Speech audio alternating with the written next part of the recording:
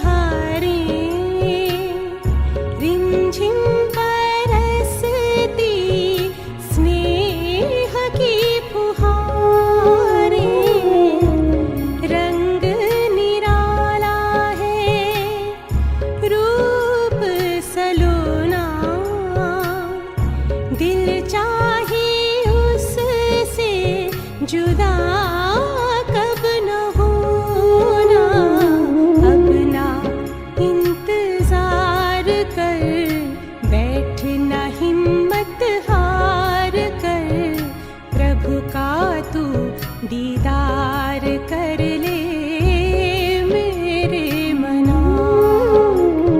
शिव बाबा को याद कर, जी भर उसको प्यार कर, सांसों को आबाद कर ले मेरे मना।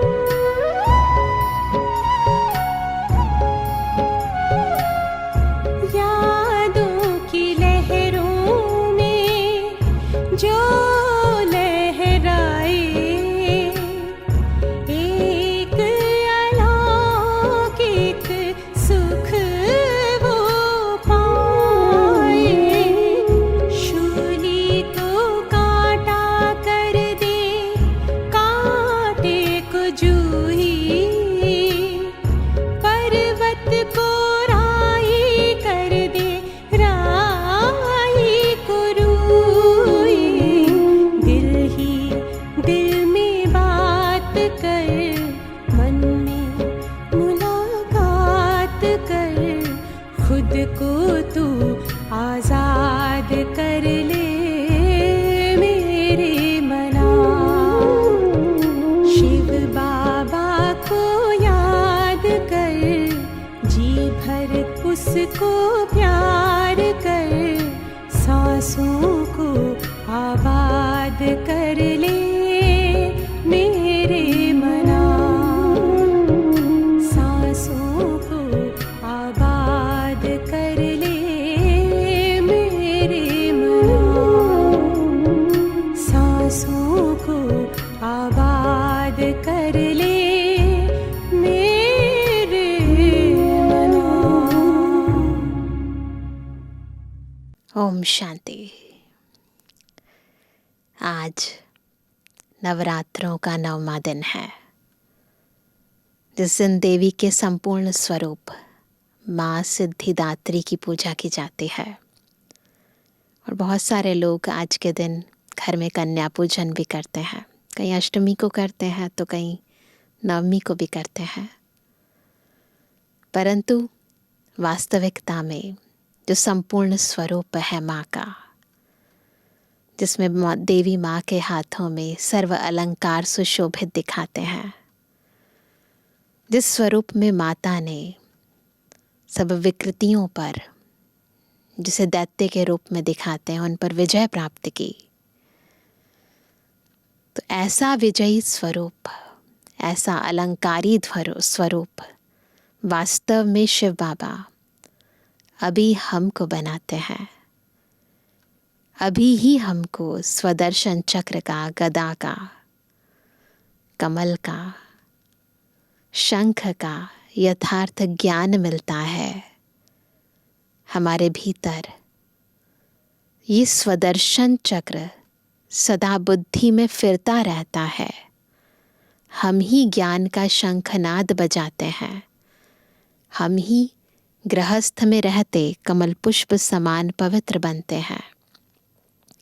तो ज्ञान, योग, धारणा और सेवा के विभिन्न अलंकार इस समय संगम युग पर खुद शिव बाबा हमें दे रहे हैं, और हम कितना इन्हें धारण करके अपने भीतर के विकारों पर विजय प्राप्त करते हैं, उसी आधार से हमारा संपन्न व संपूर्ण स्वरूप बनता है। आज की मुरली भी हमें इन्हीं अलंकारों से सुशोभित कर रही है। सुनते हैं बाबा के मधुर महावाक्य। आज है 11 अक्टूबर 2024। बाबा के महावाक्य हैं, मीठे बच्चे, बाप की याद के साथ साथ ज्ञान धन से संपन्न बनो। बुद्धि में सारा ज्ञान घूमता रहे, तब अपार खुशी रहेगी। सृष्टि चक्र के ज्ञान से तुम चक्रवर्ती राजा बनेंगे। तो 2 ही लाइंस में बाबा ने बहुत कुछ कहा कि याद भी रखना है, ज्ञान धन से संपन्न भी रहना है, खुश भी रहना है, और उसका आधार है ज्ञान, और साथ में सृष्टि चक्र भी फिराना है। प्रश्न है, किन बच्चों यानी मनुष्यों की प्रीत बाप से नहीं हो सकती है? किन की प्रीत बाबा से नहीं हो सकती है ना? उत्तर है, ध्यान से सुनेंगे, जो रौरव नरक में रहने वाले विकारों से प्रीत करते हैं। ये दुनिया तो है नरक, परंतु उसमें भी जो विकारों में बहुत ज़्यादा अंदर तक बुद्धि में, मन में, संस्कारों में जिनके विकार समाये हुए हैं, तो बाबा ने कहा जो विकारों से प्रीत करते हैं, ऐसे मनुष्यों की प्रीत बाप से नहीं हो सकती। तुम बच्चों ने बाप को पहचाना है, इसलिए तुम्हारी बाप से प्रीत है। दूसरा प्रश्न है, किसे सतयुग में आने का हुक्म ही नहीं है? किसको अलाउ नहीं है ना? बाबा को तो अलाउ नहीं है, परंतु एक और भी है जिसको बाबा अलाउ नहीं करते हैं। उत्तर है, बाप को भी सतयुग में आना नहीं है, तो वहाँ काल भी नहीं आ सकता है। जैसे रावण को सतयुग में आने का हुक्म नहीं, ऐसे बाबा कहते, बच्चे मुझे भी सतयुग में आने का हुक्म नहीं। बाबा तो तुम्हें सुख धाम का लायक बनाकर घर चले जाते हैं। उन्हें भी लिमिट मिली हुई है, लिमिटेशंस है बाबा की।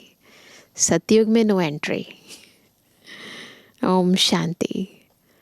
रूहानी बाप बैठ रूहानी बच्चों को समझाते हैं, तो सभी रूह समझ कर बैठ जाओ अपनी अपनी भ्रुकुटी के मध्य। रूहानी बच्चे याद की यात्रा में बैठे हुए हो। बुद्धि में कौन है, चेक करो। अंदर में यह ज्ञान है ना कि हम आत्माएं याद की यात्रा पर हैं। यात्रा अक्षर तो ज़रूर दिल में आना चाहिए। जैसे वह यात्रा करते हैं हरिद्वार, अमरनाथ जाने की, यात्रा पूरी की फिर लौट आते हैं। यहाँ फिर तुम बच्चों की बुद्धि में है, क्या है हमारे बुद्धि में, कि हम जाते हैं शांति धाम। उनकी बुद्धि में होता है ना, अमरनाथ जा रहे हैं, हरिद्वार जा रहे हैं। हम बैठे हैं, यात्रा कर रहे हैं, हमारी बुद्धि में क्या है, शांति धाम। बाप ने आकर हाथ पकड़ा है, हाथ पकड़कर पार ले जाना होता है ना। कहते भी हैं हाथ पकड़ लो, क्योंकि विषय सागर में पड़े हैं। कहते ना, भगवान मेरा हाथ पकड़कर ले जाओ। अब तुम शिव बाबा को याद करो और घर को याद करो। अंदर में यह आना चाहिए कि हम जा रहे हैं। इसमें मुख से कुछ बोलना भी नहीं है। अंदर में सिर्फ याद रहे, बाबा आया हुआ है लेने लिए। याद की यात्रा पर ज़रूर रहना है। इस याद की यात्रा से ही तुम्हारे पाप कटने हैं, तभी फिर उस मंजिल पर पहुँचेंगे। कितना क्लियर बाप समझाते हैं। जैसे छोटे बच्चों को पढ़ाया जाता है ना, सदैव बुद्धि में हो कि हम बाबा को याद करते जा रहे हैं। बाप का काम ही है पावन बनाकर पावन दुनिया में ले जाना।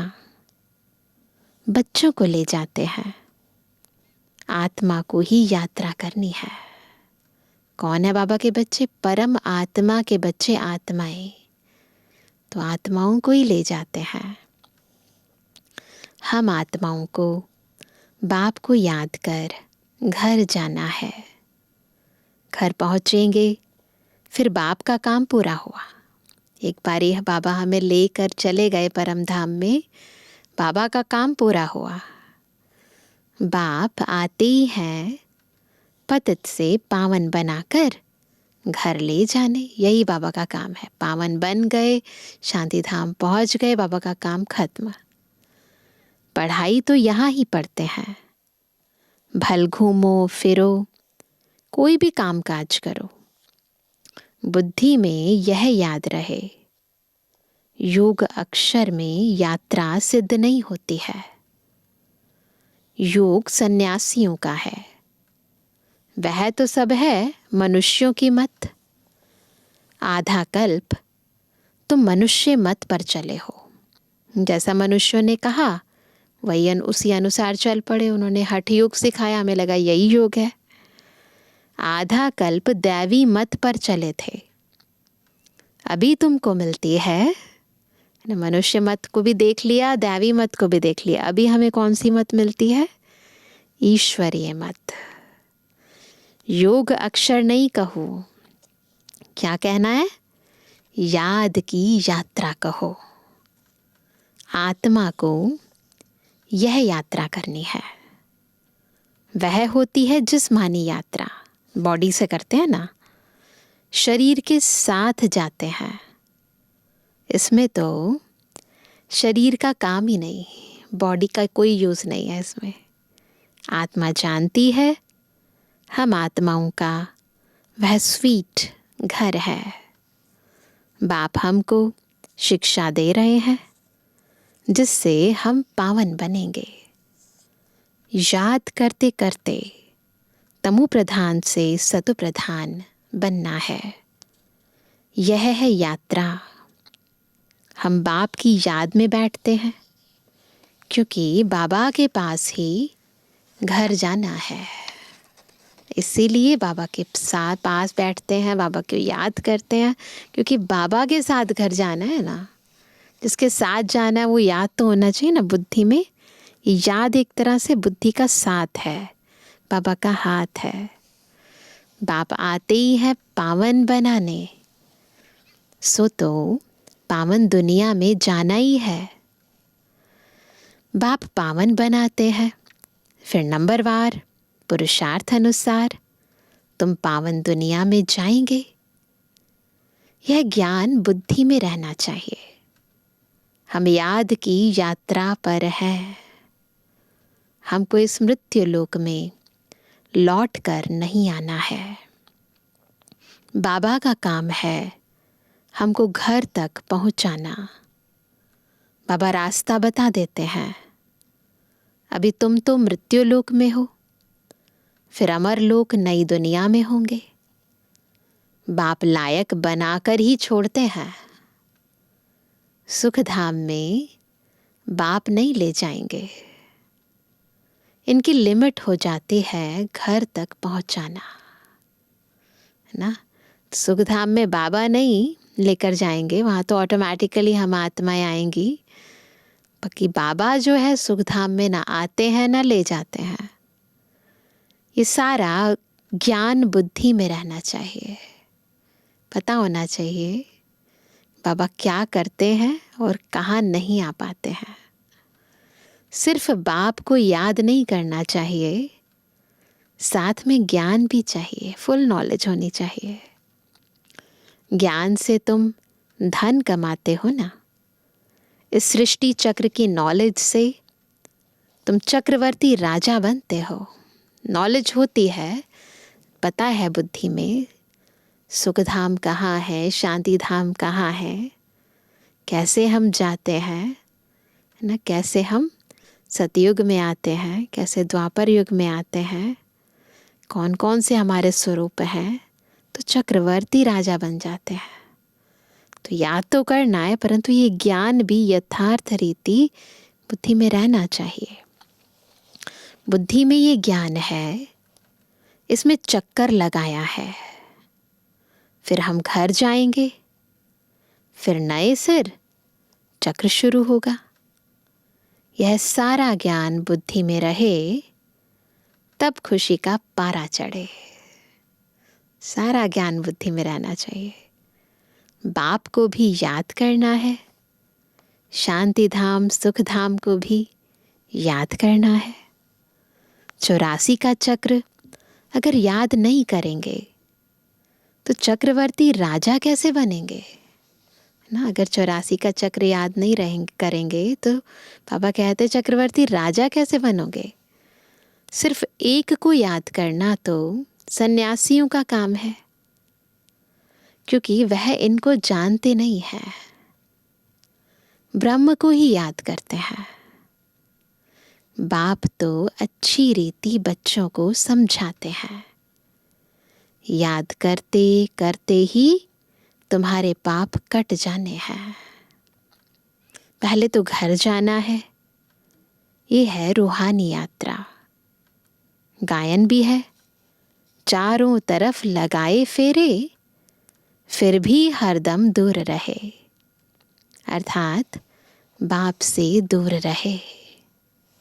जिस बाप से बेहद का वर्षा मिलना है, उनको तो जानते ही नहीं। कितने चक्कर लगाए हैं, हर वर्ष भी कई यात्रा करते हैं। पैसे बहुत होते हैं तो यात्रा का शौक रहता है।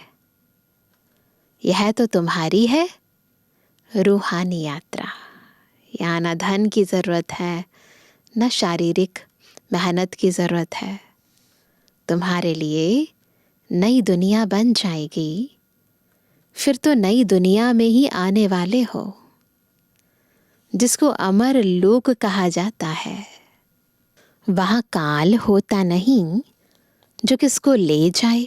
सतयुग में काल नहीं होता, बहुत ही स्वेच्छा से आत्मा जब टाइम होता है तो एक शरीर छोड़ती है और दूसरा धारण कर लेती है। काल को हुक्म ही नहीं है नई दुनिया में आने का। रावण की तो यह पुरानी दुनिया है ना, तुम बुलाते भी यहाँ हो। बाप कहते हैं मैं पुरानी दुनिया में पुराने शरीर में आता हूँ, मुझे भी नई दुनिया में आने का हुक्म नहीं। ना काल को हुक्म है, ना बाबा को, ना रावण को। मैं तो पतितों को ही पावन बनाने आता हूँ। तुम पावन बन फिर औरों को भी पावन बनाते हो। सन्यासी तो भाग जाते हैं, वो तो घर बार छोड़कर भाग जाते हैं। हम क्या करते हैं, खुद भी पावन बनते हैं, औरों को भी बनाते हैं। एकदम गुम हो जाते हैं सन्यासी लोग, बिल्कुल गुम हो जाते हैं। पता ही नहीं पड़ता है कहाँ चला गया, क्योंकि वह ड्रेस ही बदल लेते हैं। जैसे एक्टर्स रूप बदलते हैं, कभी मेल से फीमेल बन जाते हैं, कभी फीमेल से मेल बन जाते हैं। यह भी रूप बदलते हैं। सतयुग में थोड़े ही ऐसी बातें होंगी।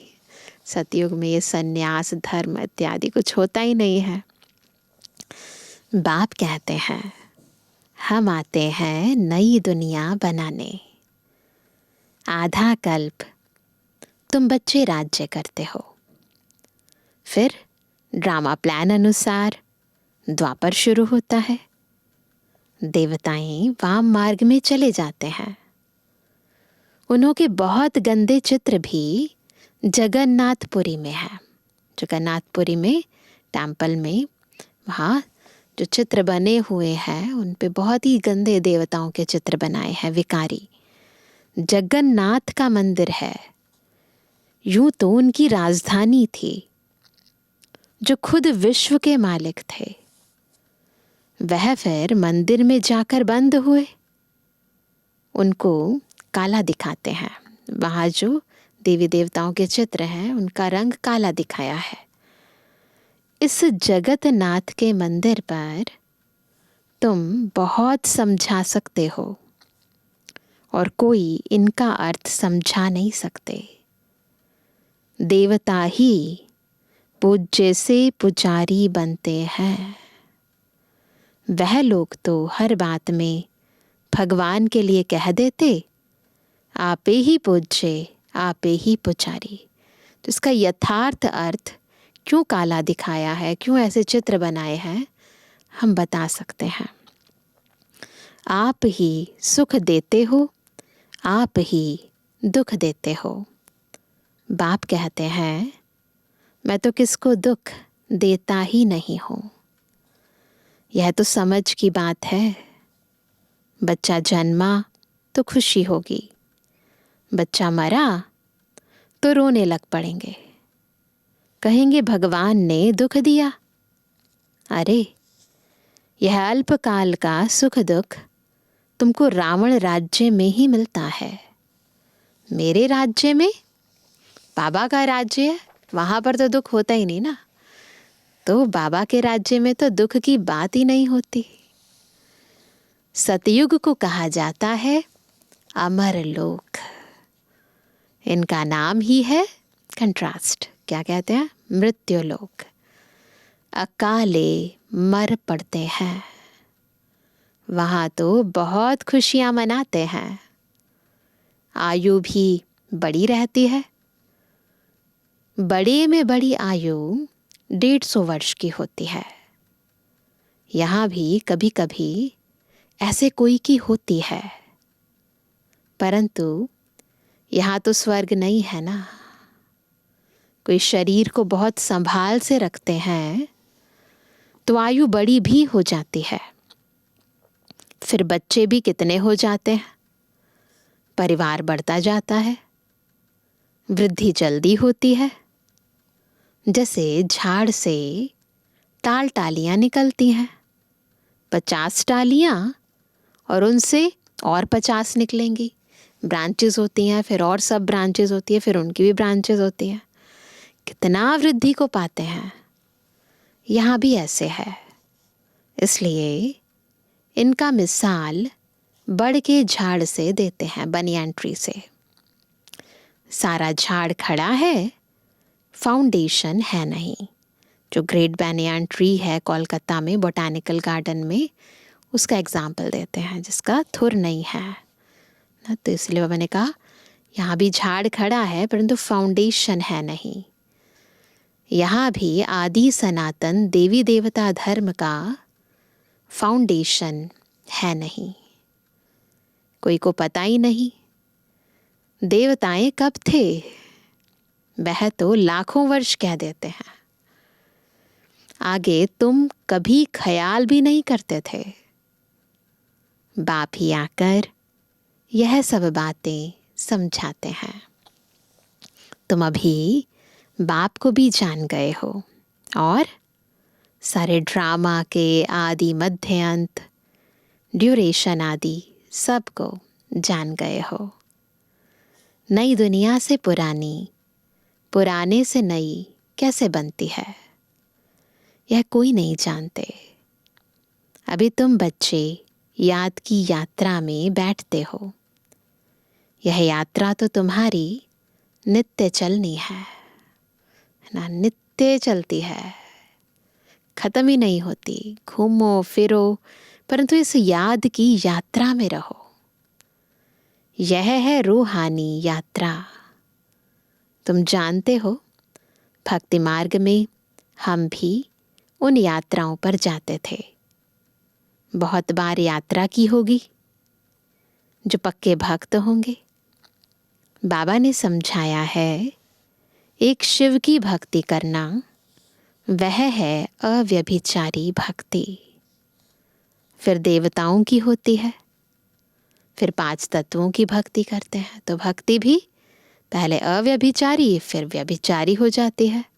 पहले सत्व प्रधान फिर धीरे धीरे तम प्रधान बन जाती है। देवताओं की भक्ति फिर भी अच्छी है, क्योंकि उन्हों का शरीर फिर भी सत्व प्रधान है। मनुष्यों का शरीर तो पतित है ना, गुरुओं की पूजा करते हैं, वह तो पावन है। फिर द्वापर से लेकर सब पतित बन पड़े हैं, नीचे गिरते आते हैं। सीढ़ी का चित्र तुम्हारे लिए बहुत अच्छा है समझाने का। जिन्न की भी कहानी बताते हैं ना, तो बताते हैं ना, सीढ़ी चढ़ता था उतरता था। तो बाबा भी चाहते हैं हम भी जिन्न की तरह ऊपर चढ़े नीचे उतरे, ऊपर जाए बुद्धि फिर नीचे आए। ये सब दृष्टांत आदि इस समय के ही हैं। यह तुम्हारे ऊपर ही बने हुए हैं।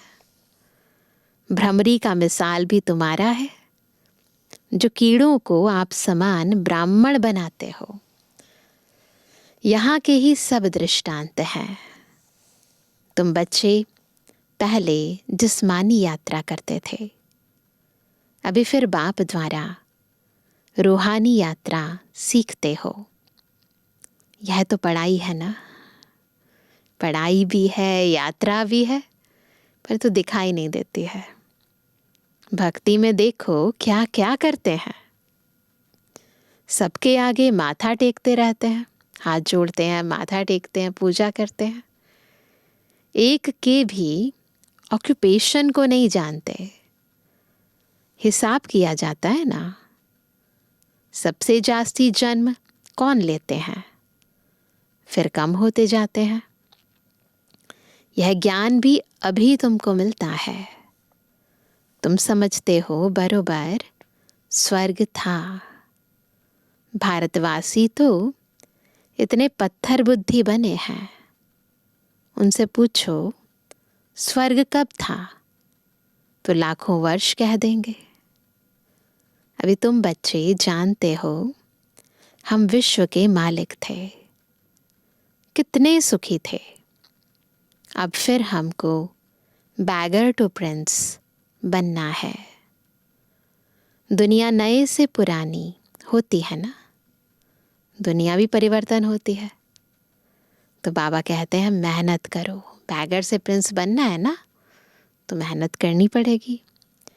यह भी जानते हैं माया घड़ी घड़ी भुला देती है। बच्चे मेहनत करते हैं, माया भुला देती है, घड़ी घड़ी भुला देती है। बाप समझाते हैं बुद्धि में सदैव यह याद रखो हम जा रहे हैं। तो याद रखना है। आज सारी मुरली में बाबा बार बार याद दिला रहे हैं हम कहाँ हैं, यात्रा पर हैं। उठते बैठते चलते फिरते बस ये यात्रा करते रहो। हम जा रहे हैं। हमारा इस पुरानी दुनिया से लंगर उठा हुआ है, बिल्कुल कनेक्शन तोड़ दो। नैया उस पार जानी है। लंगर यहाँ से उठेगा नहीं तो नैया उस पार कैसे जाएगी। गाते हैं ना, नैया हमारी पार ले जाओ। कब पार जानी है वह जानते नहीं है। तो मुख्य है याद की यात्रा। बाप के साथ वर्षा भी याद आना चाहिए। बच्चे बालिग होते हैं तो बाप का वर्षा ही बुद्धि में रहता है ना। छोटे होते हैं तो बुद्धि में नहीं रहता है, बाबा बाबा करते हैं। बड़े हो जाते हैं, बालिग हो जाते हैं तो प्रॉपर्टी याद रहती है। तुम तो बड़े हो ही, तो याद रहना चाहिए ना बाबा से क्या क्या मिलता है। स्वर्ग याद रहना चाहिए। आत्मा झट जान लेती है, यह बात तो बरोबर है। बेहद के बाप का वर्षा है ही स्वर्ग। बाबा स्वर्ग की स्थापना करते हैं तो बाप की श्रीमत पर चलना पड़े, है ना। बाबा का कहना ही नहीं मानेंगे, बाबा की श्रेष्ठ मत का पालन नहीं करेंगे तो फिर स्वर्ग की राजाई कैसे मिलेगी। बाप कहते हैं पवित्र ज़रूर बनना है। यह है सबसे पहली इम्पॉर्टेंट श्रीमत, पवित्र ज़रूर बनना है। पवित्रता के कारण ही झगड़े होते हैं। वह तो बिल्कुल ही जैसे रौरव नर्क में पड़े हैं, बिल्कुल विकारी, और ही जास्ती विकारों में गिरने लग पड़ते हैं। इसलिए बाप से प्रीत रख नहीं सकते हैं। विनाश काले विपरीत बुद्धि है ना। बाप आते ही है प्रीत बुद्धि बनाने। बहुत हैं जिनकी रिंचक भी प्रीत बुद्धि नहीं है, कभी बाप को याद भी नहीं करते हैं, शिव बाबा को जानते ही नहीं है, मानते ही नहीं है। माया का पूरा ग्रहण लगा हुआ है, याद की यात्रा बिल्कुल ही नहीं। बाप मेहनत तो कराते हैं, यह भी जानते हो सूर्यवंशी चंद्रवंशी राजधानी यहाँ स्थापन हो रही है। सतयुग त्रेता में कोई भी धर्म स्थापन होते नहीं। राम कोई धर्म स्थापन नहीं करते, यह तो स्थापना करने वाले बाप द्वारा यह बनते हैं। और धर्म स्थापक और बाप के धर्म स्थापना में रात दिन का फर्क है। तो दूसरे धर्म स्थापक धर्म की स्थापना करते हैं और बाबा जो देवी देवता धर्म की स्थापना करते हैं, दोनों में बहुत बहुत अंतर है। बाप आते ही हैं संगम पर, जबकि दुनिया को बदलना है। बाप कहते हैं कल्प कल्प कल्प के संगम युगे आता हूँ। उन्होंने फिर युगे युगे अक्षर रॉन्ग लिख दिया है। आधा कल्प भक्ति मार्ग भी चलना ही है। तो बाप कहते हैं बच्चे इन बातों को भूलो मत। यह कहते हैं बाबा हम आपको भूल जाते हैं। अरे बाप को तो जानवर भी नहीं भूलते हैं, तुम क्यों भूलते हो? अपने को आत्मा नहीं समझते हो। कारण बाबा ने बता दिया क्यों भूल जाते हैं, क्योंकि खुद को ही भूल जाते हैं। देह अभिमानी बनने से ही तुम बाप को भूलते हो। तो बाबा को क्यों भूले? क्योंकि खुद को भूल गए, अपने को आत्मा भूल गए, देह समझने लगे। अब जैसे बाप समझाते हैं वैसे तुम बच्चों को भी टेव यानी आदत रखनी चाहिए। भबके से बात करनी चाहिए। ऐसे नहीं बड़े आदमी के आगे तुम फंक हो जाओ, तो कॉन्फिडेंस होना चाहिए हमें भी। तुम कुमारियां ही बड़े बड़े विद्वान पंडितों के आगे जाती हो तो तुम्हें निडर हो समझाना है। अच्छा मीठे मीठे के बेजवानी बच्चों पे जुबानी बाप दादा का दिल जान से को प्रेम से नंबरवार प्रसाद अनुसार यादगार रूहानी बच्चों की रूहानी बाप दादा को गुड मॉर्निंग, नमस्ते नमस्ते नमस्ते। धारणा के लिए मुख्य सार पहला, बुद्धि में सदैव याद रहे कि हम जा रहे हैं। हमारी नैया का लंगर इस पुरानी दुनिया से उठ चुका है। हम हैं रूहानी यात्रा पर। यही यात्रा करनी और करानी है। दूसरा, किसी भी बड़े आदमी के सामने निर्भयता यानी भभके से बात करनी है। फंक नहीं होना है। देही अभिमानी बनकर समझाने की आदत डालनी है। वरदान है, व्यर्थ व माया से इनोसेंट बन दिव्यता का अनुभव करने वाले महान आत्मा भव। कैसे बनेंगे महान आत्मा? जब व्यर्थ या माया से इनोसेंट बनेंगे और दिव्यता का, डिविनिटी का अनुभव करेंगे। महान आत्मा अर्थात सेंट उसे कहेंगे जो व्यर्थ व माया से इनोसेंट हो। जैसे देवताएं इससे इनोसेंट थे, ऐसे अपने वो संस्कार इमर्ज करो। व्यर्थ के अविद्या स्वरूप बनो, क्योंकि यह व्यर्थ का जोश कई बार सत्यता का होश, यथार्थता का होश समाप्त कर देता है। इसलिए समय, श्वास, बोल, कर्म सब में व्यर्थ से इनोसेंट बनो। जब व्यर्थ की अविद्या होगी तो दिव्यता स्वतः अनुभव होगी और अनुभव कराएगी। इसलिए बिल्कुल वेस्ट से इनोसेंट बन जाओ। पता ही ना हो कि वेस्ट होता क्या है, इतना हम बाबा के समर्थ कार्य में लगे रहें। स्लोगन है, फर्स्ट डिवीज़न में आना है तो ब्रह्मा बाप के कदम पर कदम रखो। जो फर्स्ट आने वाली आत्मा है ना, उसके कदम पर कदम रखेंगे तो फर्स्ट डिवीज़न में आ जाएंगे। अभी सुनते हैं आज का अव्यक्त इशारा। जैसे होली पर लोग आपस में गले मिलते हैं, ऐसे यहाँ संस्कार मिलन ही मंगल मिलन है। एक दो के संस्कारों को जान करके, एक दो के स्नेह में एक दो से मिलजुल कर रहना है। जैसे कोई से विशेष स्नेह होता है तो उनसे मिक्स हो जाते हो, ऐसे एक दो में मिक्स होने के लिए क्या करना पड़ेगा? जितना ही नॉलेजफुल उतना ही सरल स्वभाव बनो ना। ज्ञानी बनना है परंतु नेचर को इजी रखना है ना। तो सीरियस भी नहीं हो जाना है कि कोई हिले नहीं मिले नहीं हमारे साथ। इसलिए संस्कार मिलन की रास करनी है। अच्छा, ओम शांति।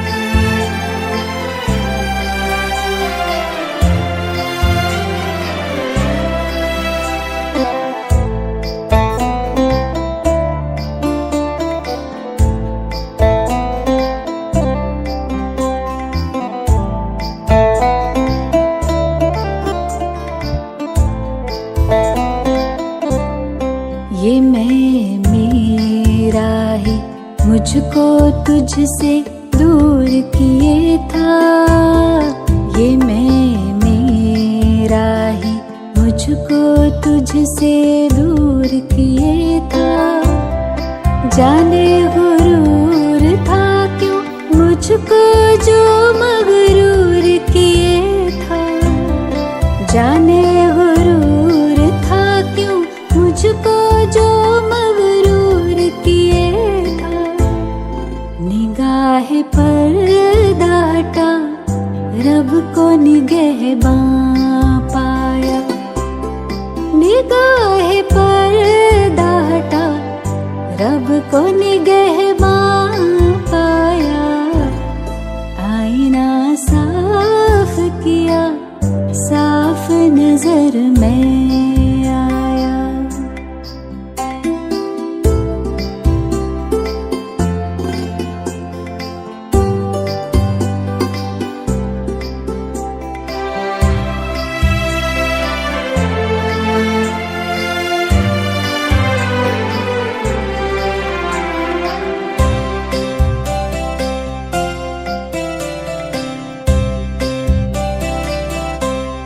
ये तेरी यादें तो रूबरू मिलाती है।